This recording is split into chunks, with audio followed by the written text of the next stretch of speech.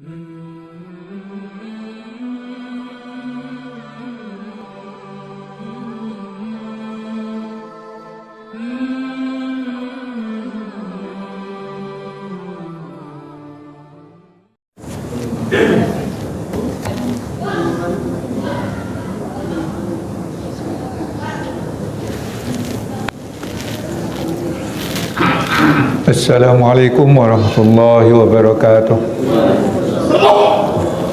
Alhamdulillahirabbil alamin wa bihi nasta'inu ala umuruddin waddin wassalatu wassalamu ala asyrafil anbiya'i wal mursalin wa ala alihi wa ashabihi wa man tabi'ahum bi ihsan ila yaumiddin.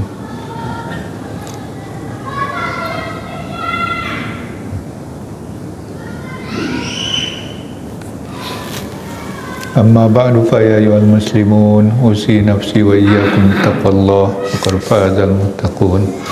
Allahumma rabbana zidna ilman nafi'a warzuqna fahman wasi'a wa alhiqna bis salihin. Alhamdulillah pada hari ini walaupun cuacanya agak sejuk ya, diguyur hujan, namun kita masih dilapangkan oleh Allah SWT dada kita untuk bertahan sejenak menjelang Isya untuk dengan niat i'tikaf insyaAllah dan mendapat pahala dari Allah SWT atas amal kita. Amin ya rabbal alamin. Salawat dan salam untuk junjungan kita Nabi kita Muhammad. Allahumma salli ala sayyidina Muhammad wa ala sayyidina Muhammad.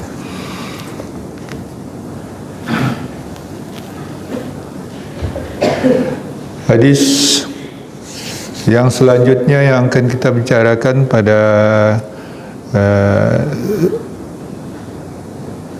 saat ini adalah hadis yang ke-452, halaman 180. Hadis yang ke-452 halaman 180, yaitu bab karahati qatlil hurrah,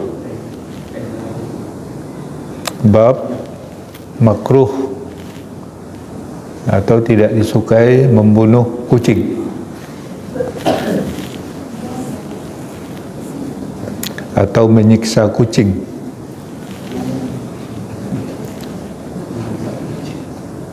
Bismillahirrahmanirrahim. Sanad lengkapnya Imam Al-Bukhari meriwayatkan qala haddatsana Nasr ibn Ali akhbarana Abdul A'la haddatsana Ubaidullah ibn Umar an-Nafi' an ibni Umar radhiyallahu anhu. Dari Nasr ibn Ali, kemudian memberitakannya oleh Abdul A'la, diambil lagi dari ceritakan oleh Ubaidullah bin Umar dari Nafi' dari Ibnu Umar radhiyallahu anhuma dari Nabi sallallahu alaihi wasallam. Qala, Rasulullah bersabda,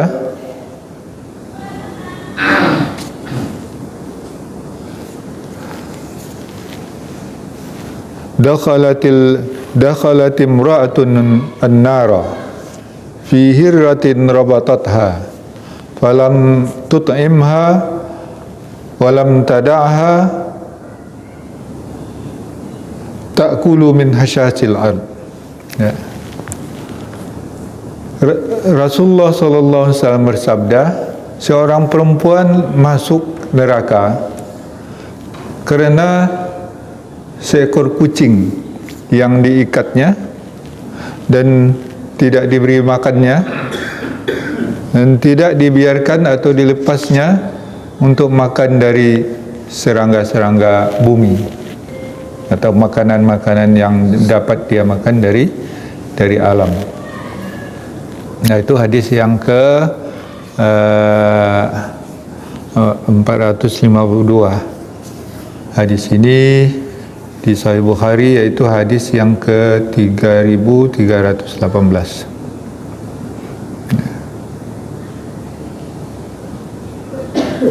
Kemudian hadis berikutnya dari hadis Abi Hurairah, iaitu dari Imam Bukhari meriwayatkan, haddatsana Khalid ibn Makhlad, haddatsana Sulaiman ibn Bilal, qala haddatsani Utbah ibn Muslim, qala akhbarani Ubaidullah ibn Hunain, qala sami'tu Aba Hurairah radhiyallahu anhu yaqul, qala an-nabiy sallallahu alaihi wasallam, idza waqa'a az-zubab fi sharabi ahadikum falyaghmishu summa liyanzi'hu fa inna fihi janahaida wal ukhra shifa, fa inna fi ihda janahaidaan wal ukhra shifaan. Diriwayatkan oleh Imam Bukhari dari Khalid ibn Makhlad, diceritakan kepadanya oleh Sulaiman bin Bilal, dan diceritakan pula oleh Utbah bin Muslim dari cerita dari Ubaid ibn Hunain. Lalu dia mengatakan, sami'tu Aba Hurairah, aku mendengar Abu Hurairah radhiyallahu anhu berkata. Jadi itu hadis Abi Hurairah, an Abi Hurairah radhiyallahu anhu, an Nabi sallallahu alaihi wasallam, daripada Nabi sallallahu alaihi wasallam, beliau bersabda, idza waqa'a az-zubab fi sharabi ahadikum, apabila jatuh lalat di minuman salah seorang kamu, maka cemplungkanlah atau tenggelamkanlah, kemudian ditarik atau dicabut.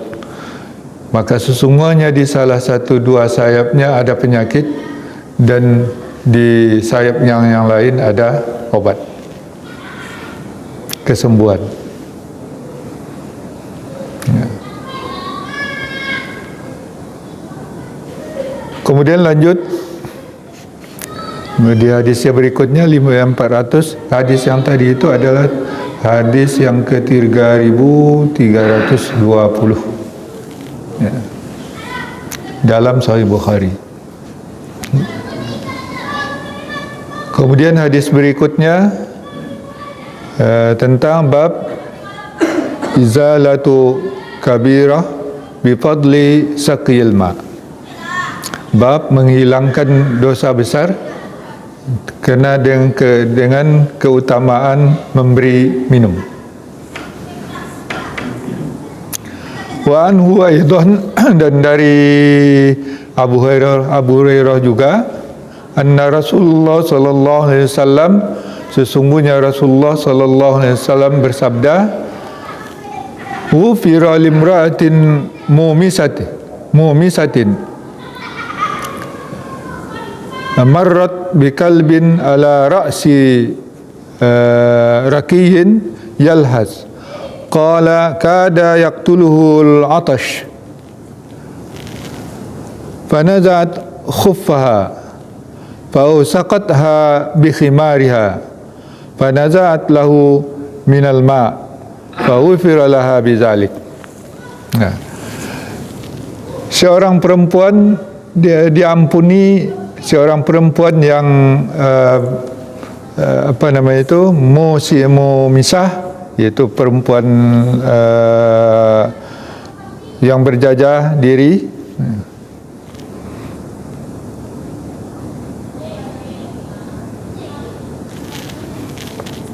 Mana tadi? Yaitu perempuan pezina yang lalu dekat seekor anjing, ya, di pangkal atau di muka sebuah sumur. Yalhas, dia menjulurkan lidahnya. Ya. Qala, dia berkata, yang sirawi, kada yaqtuluhul atash, hampir saja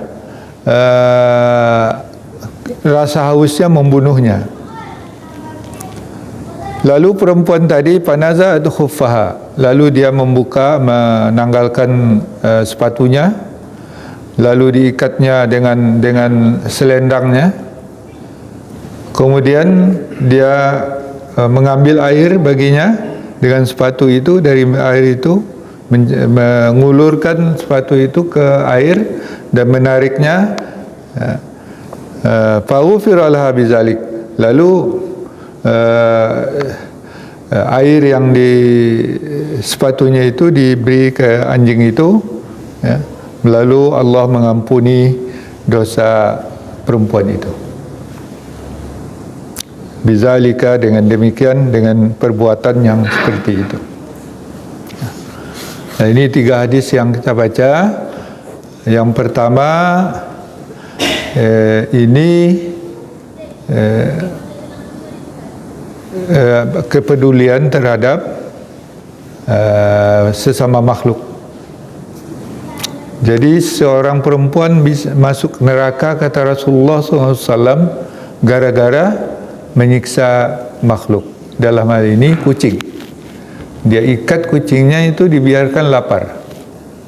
Nah, sehingga sehingga kucingnya mati. Jadi mati dalam kelaparan. Nah, ini menyebabkan, itu merupakan dosa yang menyebabkan si perempuan itu masuk neraka, kata Rasulullah SAW. Jadi jangan menyiksa hewan. Jadi tidak boleh menyiksa hewan. Meskipun hewan yang dianjurkan untuk dibunuh, tidak boleh juga disiksa. Harus sekali pukul mati.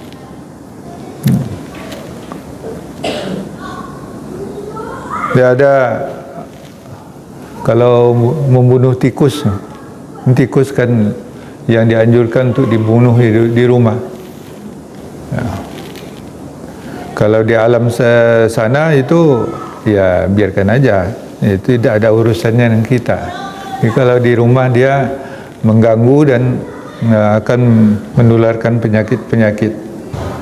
Dari hadis yang telah kita baca, tikus termasuk salah satu hewan yang dianjurkan untuk dibasmi di rumah, di lingkungan kita. Ya. Nah, itu membunuhnya itu tidak boleh menyiksa. Dulu di kampung saya itu sering tuh kan ada perangkap tikus itu dari sangkar kawat. Kemudian ditaruh dalam air sampai mati. Nah, dimenamkan dalam air, itu termasuk menyiksa hewan, tidak boleh.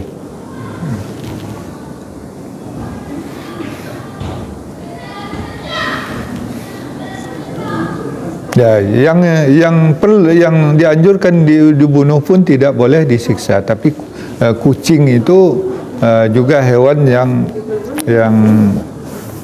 dipelihara atau yang tidak, hewan jinak yang selalu jinak kepada manusia.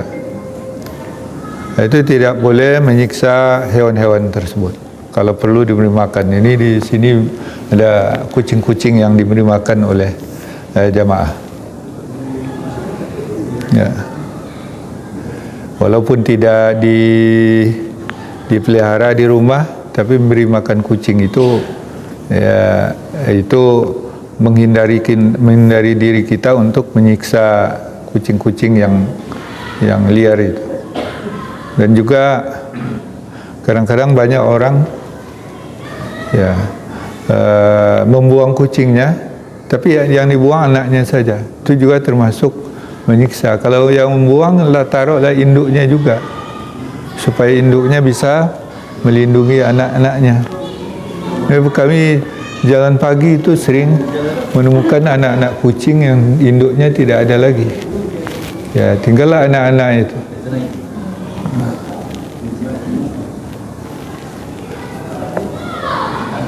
Termasuk juga ya,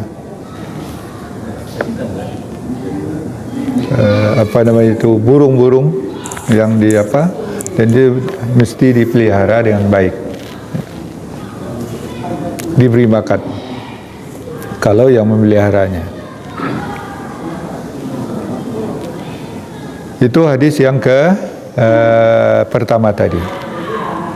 Hadis yang kedua ini tentang lalat yang masuk ke minuman.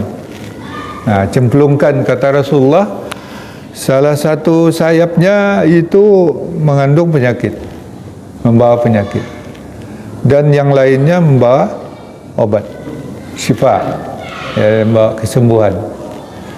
Ya, ini hadis ini juga di zaman modern ini kontroversi juga. Ya. Ini perlu juga kita pahami secara kontekstual.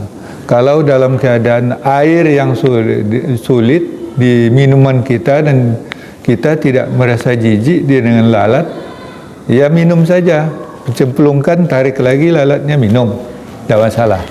Artinya lalat itu tidak menajiskan air, karena dia serangga yang tidak mengalir darahnya, jadi tidak dihitung bangkai dia.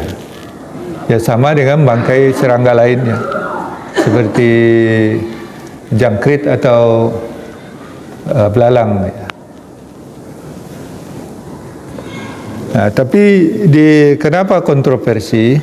Kalau dalam penelitian-penelitian yang dilakukan oleh beberapa orang, memang ada katanya di sayap sebelah kanan itu senyawa kimia yang merupakan berefek antibiotik. Ya. Kemudian di sayap kirinya itu ada bibit-bibit atau kuman-kuman penyakit. Tapi kalau hanya sekedar itu tidak akan menjadi kontroversi, sebab yang membawa penyakit di lalat itu bukan hanya sayapnya, terutama kakinya, kaki dan mulutnya yang mengorek-ngorek kotoran itu.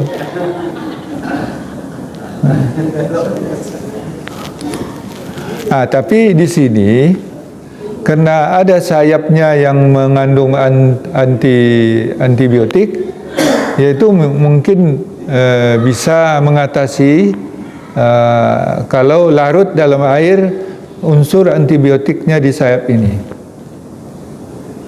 Tidak masalah, baik yang tidak. Tapi kalau merasa jijik ya, dan airnya banyak, ya tidak usah diminum, buang aja. Ya. Jadi kalau di air minum di daerah-daerah sulit ya. Ya. Ya, masuk kuah gulai gitu. Sayang dibuang gitu. Ya silakan cemplungkan, benamkan, tarik lagi, lalatnya dibuang, gulainya boleh dimakan.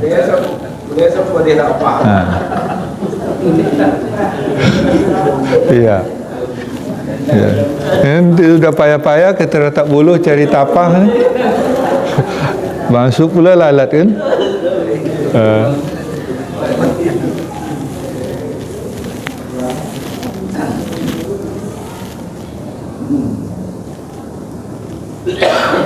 Jadi itu ya, yang sebaik-baiknya dipelihara makanan itu ditutup.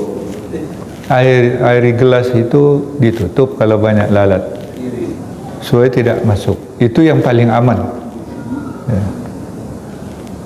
Ya.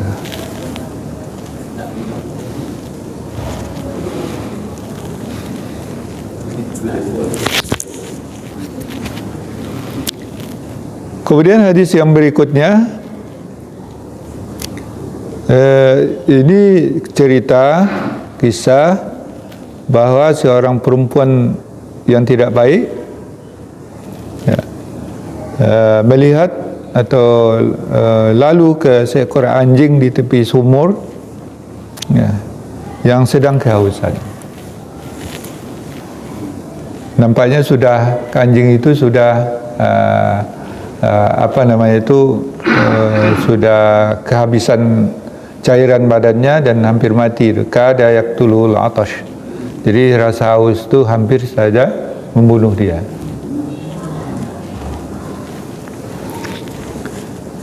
Lalu si perempuan tadi membuka sepatunya. Jadi dengan sepatunya itulah dia mencibuk air dengan tali, dengan tali yang dibuat dari selendangnya. Di selendang itu diikatkan talinya, kemudian diambil airnya ke dasar sumur, kemudian dikasihkan kepada anjing.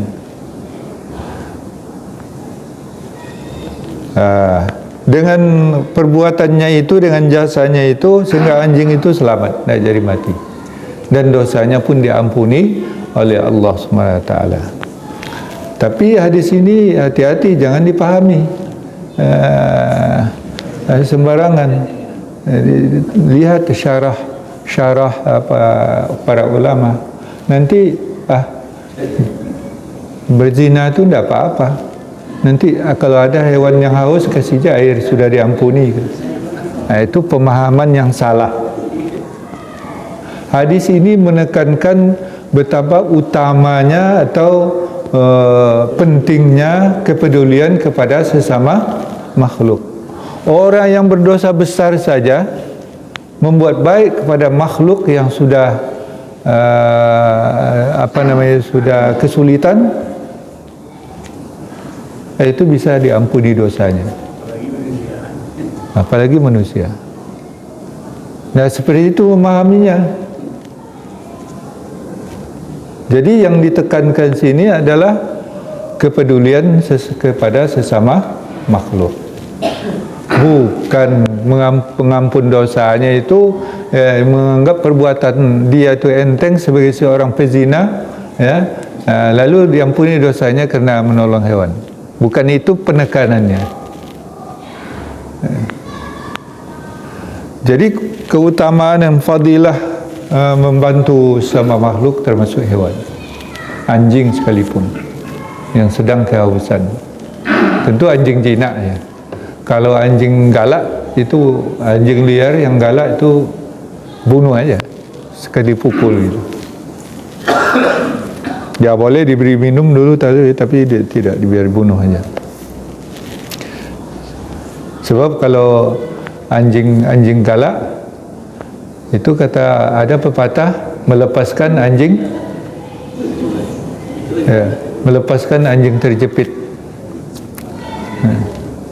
Itu pepatah yang mengibaratkan orang tidak balas jasa.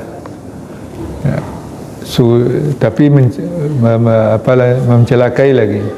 Sudah ditolong, digigit lagi orangnya. Nah, anjing yang seperti itu bunuh aja, tapi jangan menyiksa.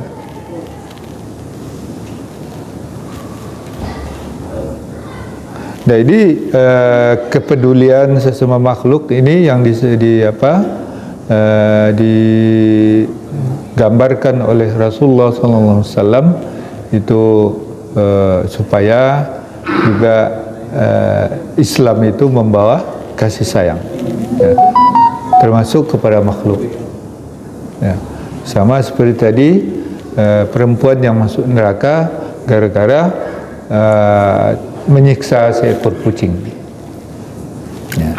Di sini sebaliknya, seorang perempuan pendosa besar diampuni dosanya karena dia menolong seekor hewan. Nah, itulah pentingnya, ya. Kata orang Islam itu tidak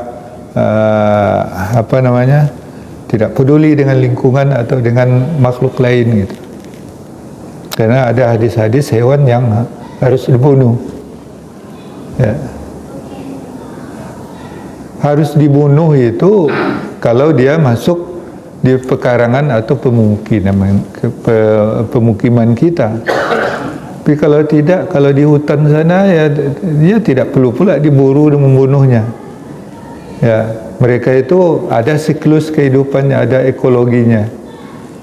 Ya, ular misalnya, Ular dan tikus itu ada yang memerlukannya. Ular memerlukan tikus untuk makanannya. Sedangkan burung elang memerlukan ular pula untuk makanannya. Jadi begitulah siklusnya diciptakan oleh Allah makhluk-makhluk itu. Tapi ada yang membahayakan kepada lingkungan manusia. Kalau dia masuk ke lingkungan manusia membahayakan, untuk menghindari bahaya-bahaya itulah perlu jenis-jenis hewan yang disebutkan dalam hadis yang minggu lalu itu bisa dihindari atau dibasmi di lingkungan kita, yaitu tikus, kalajengking, kemudian apa lagi, elang kecil, gagak, dan anjing liar yang galak tadi. Itulah hadis-hadis ini yang mungkin sering terjadi dalam kehidupan sehari-hari, supaya kita selalu ingat supaya mengikuti ajaran Rasulullah sallallahu alaihi wasallam. Silakan kalau ada yang ingin ditanya. Pak. Ya.